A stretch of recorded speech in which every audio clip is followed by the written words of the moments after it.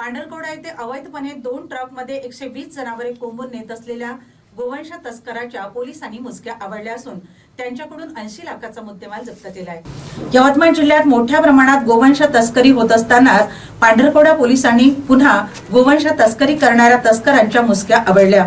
नागपूर पांढरकवडा हैदराबाद राष्ट्रीय महामार्गावर 2 ट्रकमध्ये अवैधपणे जनावरे कोंबून जनावरांची तस्करी करीत असल्याची माहिती स्थानिक गुन्हे शाखा पथकाला मिळाली। त्यावरून पथकाने सापळा रचून ट्रकला अडविण्यात आले। दरम्यान त्यामध्ये तस्करीसाठी जनावरे नेत असल्याचे उघड झाले। त्यावरून पांढरकवडा पोलिसांनी 200 तस्करांना ताब्यात घेतले असून त्यांच्याकडून वाहन आणि जनावरे असा एकूण 80 लाखाचा मुद्देमाल जप्त करण्यात आला, तर 120 जनावरांची सुटका करण्यात आली।